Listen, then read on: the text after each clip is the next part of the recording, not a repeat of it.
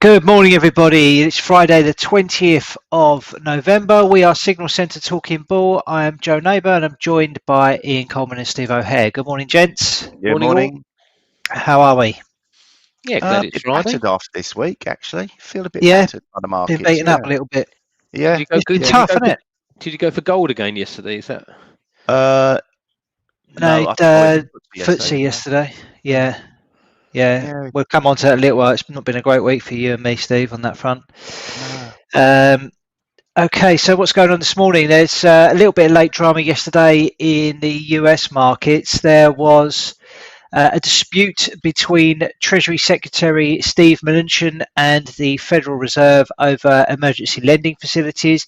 Mnuchin released a letter to Fed Chair Jerome Powell calling for the return of the funding for several Fed lending programs that rely on Treasury backing, and minutes later the central bank issued its own statement urging that the full suite of facilities be kept in place. So bit of ups and downs there. There was a little bit of a dip in the US futures after the close, but it seems to have sorted itself out a bit since. Looking at the indices this morning, they're all sort of fairly flat to slightly up, certainly on the US European side of things. Yeah. Yeah, I think it's still risk. I think it's still risk on, isn't it, at the moment? It looks that way, yeah. And that's feels very tentative, but it still feels a bit risk on. We've also got Brexit, obviously ongoing, as we know. We're all very bored of that, but it looks as though France and Belgium have urged the European Union to step up their preparations for a no-deal Brexit at the end of the year, in case negotiations with the UK fail to yield any last-minute breakthrough. So we've been used to a number of deadlines being set, but they don't ever seem to be stuck to. So I wish we had deadlines like that. Yeah, just kicking a can down the road all the time. Keep moving it, didn't you? There's a few bits and pieces going on, that's for sure, but markets seem unfazed and seem to continue to be in and around the highs that they were at after the vaccine news over the last couple of weeks. So anyone got anything new to add on the charts? Steve, can I chuck it over to you?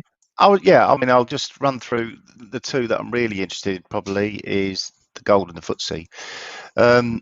Obviously, we've talked about this. The weekly chart had a great big breakout the previous week. This week, it's pretty undecided as to what to do next. So that's slightly negative. Let's get maybe a MACD on there or something like that. Something to sort of, and I'll also get the Ichimoku cloud because I love the Ichimoku cloud. So this tells us that we are above the resistance, the previous resistance from the cloud, and it's sitting above there and it's holding above there nicely. That's 62.60 on the shorter term charts. I'll point out in a minute. That's quite a key area, and 63.10 on the intraday basis is also key. But obviously indecision this week.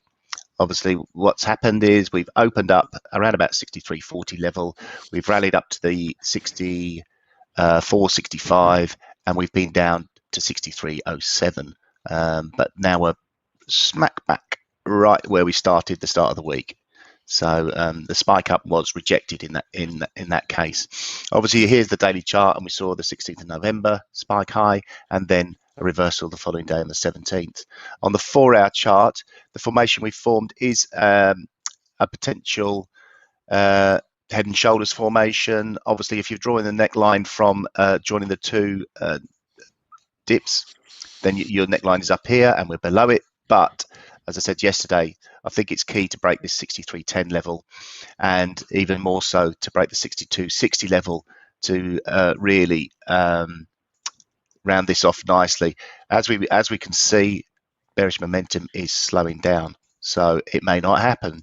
On the hourly chart, I've drawn a trend line in joining the swing high, as we said, around 64.65, and the yesterday's spike higher, and today also we've had the last hour we've seen some a bullish outside candle forming. We've got 5 minutes and that's formed. That's bullish for that, but obviously we need to really see a break of the trend line to confirm a potential move higher today. as we're saying that, obviously the momentum is slowing down a little bit, so it's going to be another risky sort of call in the talking bull, in my opinion.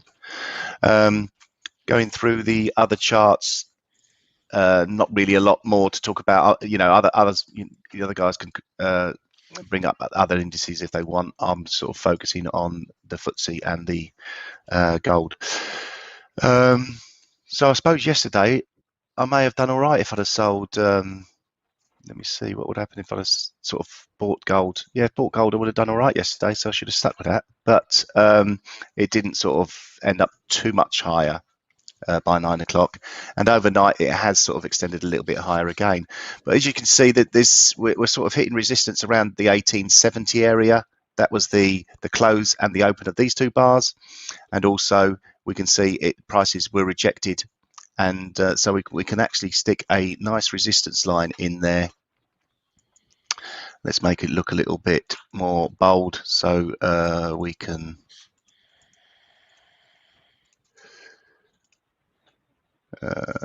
let's see. So let's make it red because it's resistance. Go on, Alan. So yeah, that's the one. That's the level to watch. 1870 in gold. I'd be short below it and stop and maybe even get long for a break higher towards the 1885. But obviously, we're going to talking bull, and we're sort of at quite pivotal levels in both those markets. So I'm going to have to risk it for a Swiss it. But yeah, that's me on the gold and FTSE. Hope that's helped. Yeah, I mean, looking at the other indices, there's not really much more to add, I don't think. It's been, as you've shown on that weekly candle, a big week of indecision, dojis everywhere. So the price action, therefore, has been contained within fairly tight ranges and quite choppy. So we'll see how the week closes out today and how that sets us up for next week. Ian, what's the situation on the FX side of things? We're a bit snooze, aren't we, really? I mean, it's risk on, which should mean that we see a move lower in risk currencies, dollar, Swiss franc and yen. But I'm just looking, I think this is quite good to highlight, when you're looking at intraday noise, but then you look at a big picture. This is the weekly chart. So basically for 16 weeks, really. I mean, we've been within a range, but if you look to the last 2 weeks, we're just in the lower half of the week 2nd of November's candle. So we're going nowhere at the moment, and this is just consolidating. And people, I think, traders that use sort of 4-hour charts, maybe higher time frame charts to get their trades on, and are looking for outside candles and such setups, will be getting whipped around all over the place, because all that's happening is you get a sort of a jolt, knee-jerk reaction in one direction, and then a reversal. I still think this is the picture for the dollar. I still think that it's going to move lower. 91.13, I'll say, not 91.10. So get Steve's level, so down towards this zone here. I can't see any particular reason why it's not going to continue to move to the downside. But like I say, I mean, this is an 8-hour chart. It's just consolidating. It's only when you get down to sort of 1-hour charts that it looks a little bit more mixed. And this is another buy zone down here at 91.63, 91.48. But even if it gets down there, it doesn't mean it's a trend reversal. We can just get kickbacks to sort of previous. If it breaks this support, previous swing low, that will then act as resistance. So buying here, you're probably going to hit resistance here, and then push lower to that longer term time frame. At the moment, I don't even though that's a bullish outside candle on the 2-hour chart, I really don't think that's a double bottom formation. And in fact, you'd need to see a break of 92.72 for that to be confirmed. And reflecting that back on the others, and it sounds a bit sort of like Groundhog Day at the moment. Buying dips here, selling rallies there, I think is the call. If you get any moves to these sort of extremes, then it's worth getting involved. I think while we're in this sort of range, it's really a bit of a stand aside trade. And again, for cable, I think the long-term bias is looking quite positive for cable, and I think euro sterling's got plenty of scope to the downside, and I'll talk about that in a minute. So I think cable, you could get a move either to this 224 level, which is at 134.06, or more likely up towards this confluence zone. So if I was to be looking at taking a long for a long currency pair for a short dollar play, it would probably be sterling dollar. I quite like euro sterling to the downside. I've got nothing really in the way of support until 88.73, and if you look at another time frame, which one is it? We could break even lower than that, and I think we could get all the way down here to 87.70. So I think that we're going to see perhaps some good news on the Brexit front, and a bit of a push higher in sterling, and then a push lower in euro sterling. Dollar CAD, Aussie dollar again, just consolidating in this range. I think you'll probably bounce off here, but I don't, as we said yesterday, I don't think you're going to take the top of this this resistance. It's held twice already. I think the long-term picture is for a move to the downside, and that's probably going to be accelerate and get more aggressive if we get that turn in stock indices, and I don't think we've seen the top of stocks yet. And that's it, really. Dollar yen, and then dollar yen, which we talked about yesterday, and we talked about sort of this prime level. So we've got this 78.6%. I still like this, but as I said yesterday, I think that this, if we can get down to that level today, which was the level that we highlighted yesterday, I think that offers a short-term buying opportunity in dollar yen. Okay, fantastic. Thanks, Ian. Okay, so onto the guns to the head stuff from yesterday. We picked our 3 trades, as we usually do. We run them until 9 o'clock or until they are exited, either by stop loss or hitting target. This is, since we started, we're now 260 episodes in. This is where we're at the moment. We did see a very strong run back in October, but we have been chopped around for the last couple of weeks or so. Not really any of us been able to pick any decent wins, and as we've just shown you on the charts, you can pretty much see why. There's a real lack of direction and bias either way in the markets, and as you can see, that's what's led to this stinking run that we've had on our trade. So yesterday we had a short on Nasdaq, which was stopped.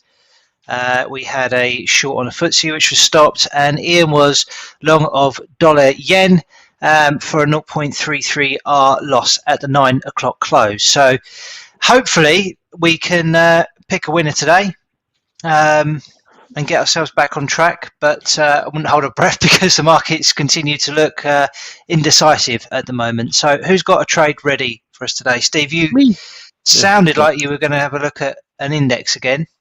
Are you sticking to your guns on that? No, let Ian go, because Ian just talked me through the FX. I'm sort of more confused than ever now, so I'm good. I was hoping for something from Ian there, but I just sort of like you say, it's all just close to potential. Gobbledygooch. Well, no, there's nothing right on the button which you think, oh yeah, that feels good. It's sort of like we're a couple of hours early or a couple of hours late. Yeah. Well, I'm breaking all my rules here because I'm actually trading the pattern as it's emerging and not trading the pattern as it closes. But I'm going to go for, it's a bit risk on. I mean, it's buying dollars, which is actually risk off, but then it's selling Swiss, which is risk on. So it's a bit of a mixed bag. So getting long at 91.05, even though I've been talking for 2 minutes. 91.08 you have in there. Oh, Jesus. I'll just keep talking for a bit longer. No, we need a winner, so we'll take it. 91.05. Stop at 90.91, targeting 91.70. Okay, lovely. Steve, you got one ready? No, I'm not. I can go if you want. Right, yeah, I'm going DAX. We talked about this where Steve showed on that weekly chart. big doji candles, so they're not really going anywhere. And this is sort of the last few days. You can see real sideways chop, not a lot going on. Potentially a bit of a range here. We've seen a nice candle posted over the last hour, a big bullish outside candle on the hourly chart. So I'm going to buy that now at 13,112. Stop loss at 13,030, targeting 13,295. So only a 2.2R win I'm looking for on that today. Hopefully to stop the rot. Usually I'll be looking for a bit better than that on the R, but lack of options today, I think, on the chart. So that's what I'm going to go with. Good luck. Steve? Yeah, love that one, Joe. I'm going to go completely opposite of that now. Only because I've realised it's trading at 13,113. Oh my goodness. Oh dear. But anyway, the sort of like the 13 level normally works pretty well in the DAX. That's the main area for it. But listen, I'm going to sort of like be ultra brave, get short. Oh, 13,108. Hang on, I better put it on if I'm going to do it. Everyone, it's just started to sell off because I've just said I'm going to sell it, and everyone's just People were front running on you, weren't they? Yeah, dear, I'm sure they're not. They've watched it. 13,100. Shall I wait till it gets to 13? Or is I'm in at 13. Oh, yeah, 13. It's trading 14. I'll take 13. Right, we're both in at the same price then. Yeah, I'm going to have a really tight stop on it though. So this is going to 13,000. 13,153, and I'll target a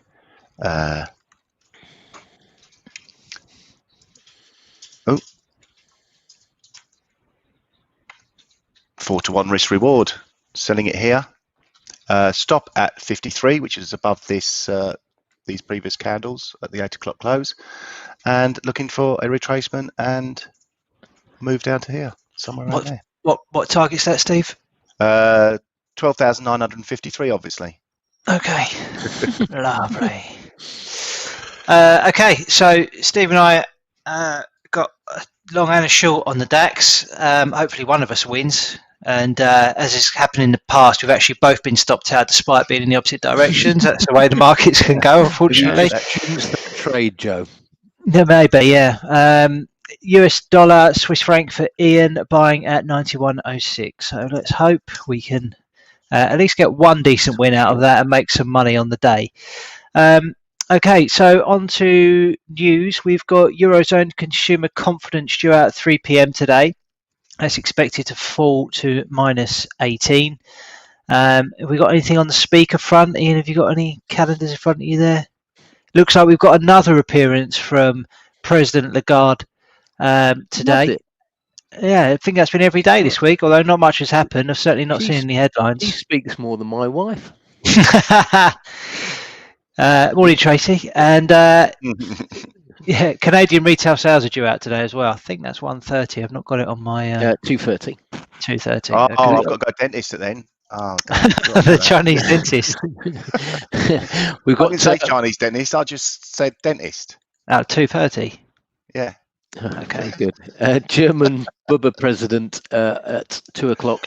Fed's Kaplan at 2:30. That's it.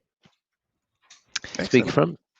Cool. All right. Well, I think we can wrap it up there then for the week. Hopefully, you've had a better one than we have on the talking bull front. Gun to the head. I'm sure we'll be back on it next week. Steve, you're off next week, aren't you? Monday and Tuesday. I am penned in, but you never know. Might make a little guest appearance in the mornings. I don't know yet. All right, fine. Tina's birthday. Tina's birthday on the Tuesday. Yeah. Lovely. The big 5-0. Actually, no. We cancelled that. It's the big 4-9. Yeah, exactly. This year's been cancelled, so roll it on for another year. Yeah. Well, wish happy birthday for me if we don't see you. Yes, will do. Did you get cupcakes then, halfway through, Joe? No, it's boring us to death. It's these breakfast buns. Oh, they were Rice Krispies thing. Oh, they look lovely. They really are good breakfast buns. £4 each if you want them. Wow. Cheap at half the price. Only local delivery, I'm afraid. Okay, guys. Have a great weekend, and we will catch you next week. Yeah, enjoy. Brilliant. Cheers. Have a good See ya. weekend. Cheers, guys. Bye.